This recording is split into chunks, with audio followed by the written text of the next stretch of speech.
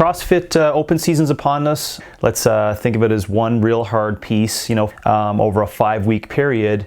We have to discuss aspects of peaking and tapering and periodizing things. If you're preparing for a fitness test, whether that be mental, it doesn't matter what happens on paper, that's called periodization. If you're not going to do Murph the day before the Opens because you want to get prepared to do the Opens really well, that's called planning.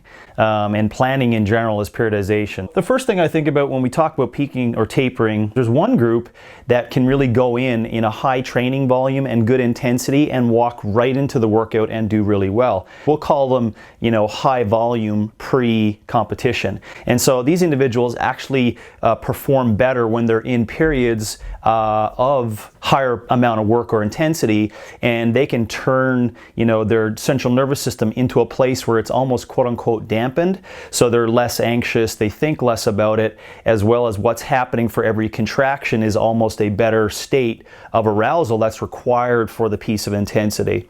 And then there's another group who actually works well with prior high amount of volume and intensity, and they drop that down and go into a workout with a bit of a rest and lull period, and they can actually compete and do absolutely the same amount of good intensity and effectiveness as the person who did the high work going in. So we're calling them low volume pre-competition and high volume pre-competition as the two groups. So for the first group that I talked about, a lot of people are actually anxious. They think that they can't wake up on Friday morning, do let's say a really hard 1K row, and then 4 or 5 hours later actually perform really well for the open workout. They think that that energy wasted is going to take them away from their work. Well, actually, what we have seen is that even in some training sessions, people have higher absolute power and output when they do a specific 7-minute workout that look just like that. They could do a whole bunch of work in the morning time, even in training, and then they perform really well because of that.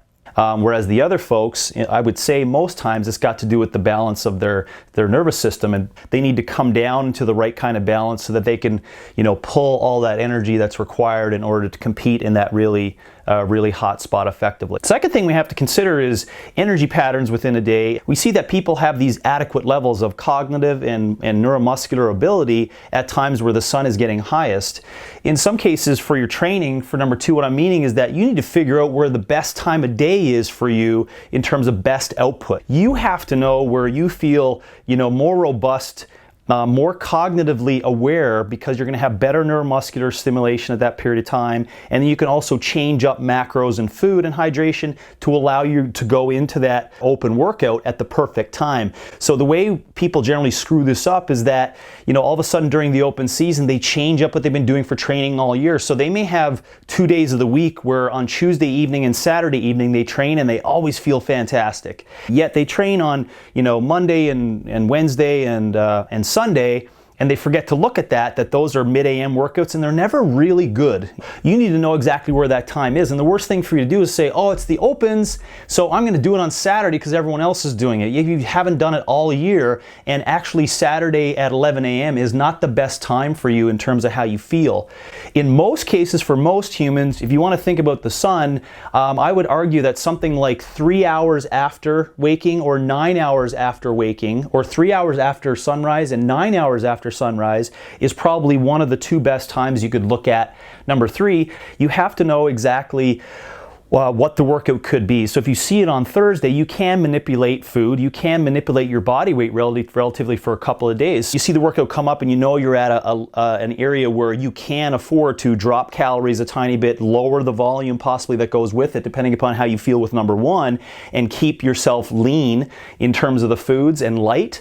And if you think that way, just in terms of context, you'll feel less heavy, and you also will have less of a heavy approach for a workout like bar muscle ups and power snatches, which may require for you specifically to be lean and ready to crush it. So let's say something comes up that's more load and ground based, and you can have more muscle endurance and a higher CP system, and you need to be mentally acute and aware and feeling strong. Then that's where you may shift the calories in terms of what's required for your body weight in the workout for that specific session. The last point in terms of peaking is that you have to recognize that your fitness is not going to change a whole lot when you're peaking for an open workouts. The only thing that can affect that is you doing shit too much, basically, and getting too excited.